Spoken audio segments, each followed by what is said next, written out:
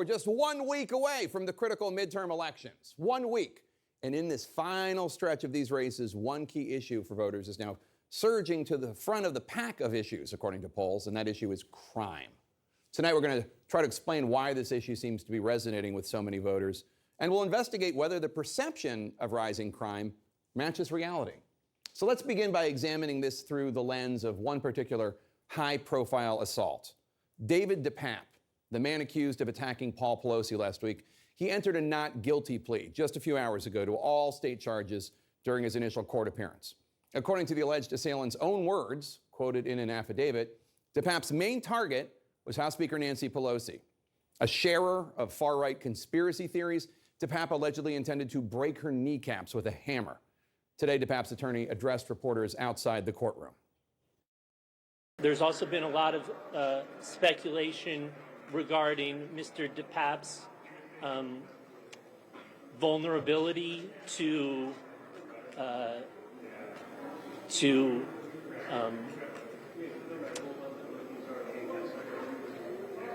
misinformation. Now, this story is one about misinformation, about the risks of deranged conspiracy theories and dehumanizing political rhetoric. But this is also a story about crime. It's a story about a deranged person breaking into the home of a woman he sought to harm and attacking her husband. The notion that violent crime is on the rise has left millions of Americans scared, and the GOP has tried to harness the power of that fear. Top Republicans condemned the Pelosi attack. They disputed that rhetoric played any role and instead pointed the finger entirely at the issue of rising violent crime rates. If this weren't Paul Pelosi, this criminal would probably be out on the street tomorrow. This is what Democrat policies are bringing.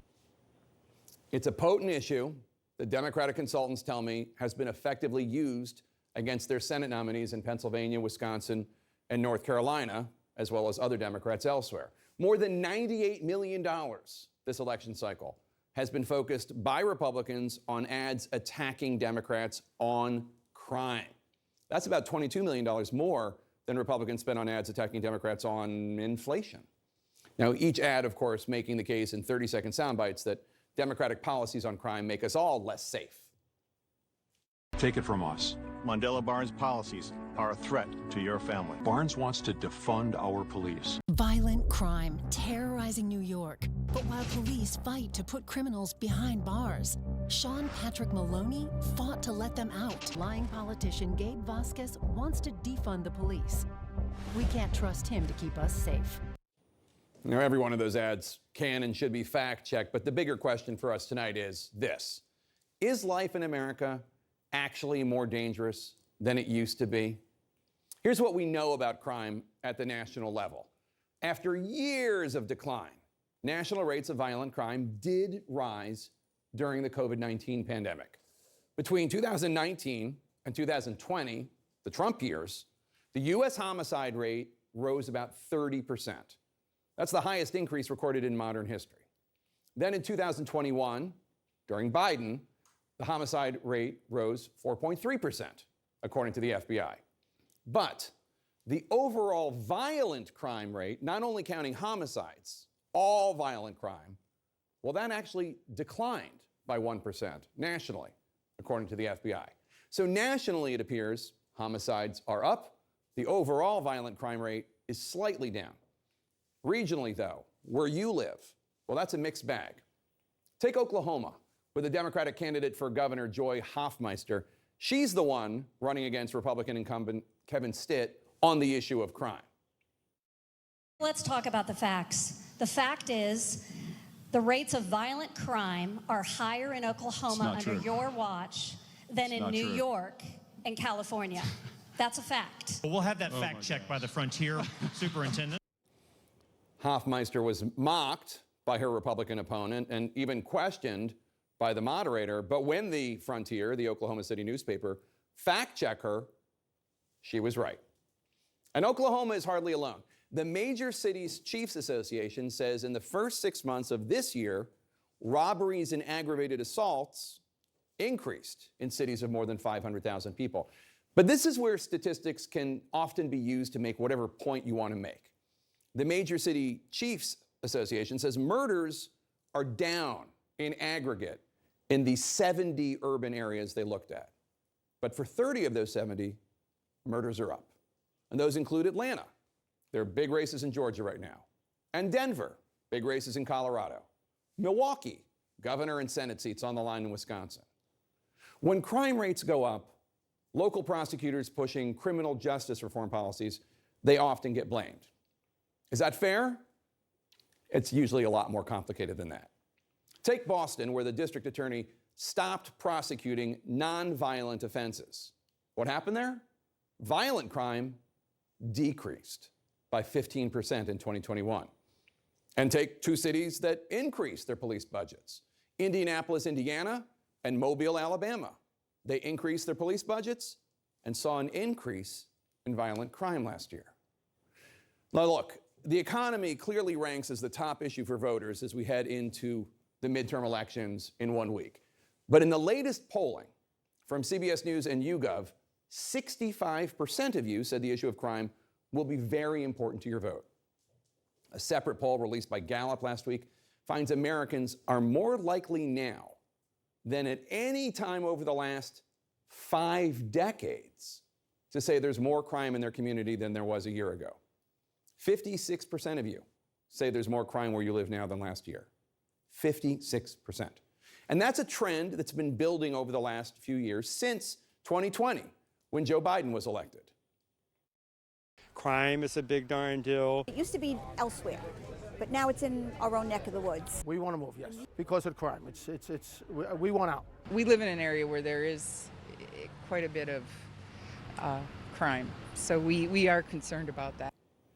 Often when voters or journalists or politicians bring up the issue of crime, you'll hear progressive pundits pointing to data that shows crime is down since the 90s, which is true, or some of the data I cited earlier today, and suggesting that this issue is invented by conservatives to scare the public into voting for Republicans. Not everyone out there agrees. While according to Pew, only a third of white Democrats say violent crime is important to their votes, a third of white Democrats. 81% of black voters in general say violent crime is important to their votes. There's another important set of numbers for you to keep in mind, which might explain why Republicans are trying to capitalize on crime as a campaign issue right now. In that CBS poll I just mentioned, 46% of you said Republicans' policies would make you feel safer from crime, compared with 30% who said that about Democrats' policies. You might be able to attribute some of that imbalance, perhaps, to voters' distrust of Democrats after the whole defund the police campaign. The movement was embraced by some Democratic lawmakers, especially progressives, but pretty firmly rejected by candidate and ultimately President Joe Biden. I'm totally opposed to defunding the police officers. It's not surprising, therefore, that Republicans might lean into this divide among Democrats. Travel with me to Georgia right now, where Republican Governor Brian Kemp is trying to fight off a challenge from Democratic candidate Stacey Abrams. In their final debate 2 nights ago, Kemp repeatedly invoked defund the police in his attacks against Abrams. Ms. Abrams that has said that she wants to defund the police. You go check the record.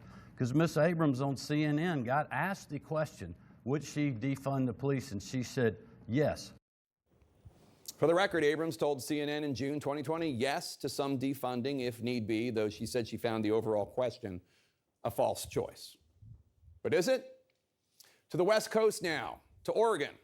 Democrats have controlled the governor's mansion there since 1987, but that could change next week. The Republican has a decent shot there, partially because voters are unhappy about crime rates in Portland, where we've seen riots and crime, frankly, out of control. Lifelong Democrat George Carrillo told the newsletter Common Sense that he barely recognizes Portland anymore, saying, quote, here in Oregon, look outside, you see the homelessness, people dying in the streets from overdoses, people having psychotic breaks. It's in shambles right now. It wasn't always like this, unquote. And this year, he says, he's voting for the Republican candidate for governor.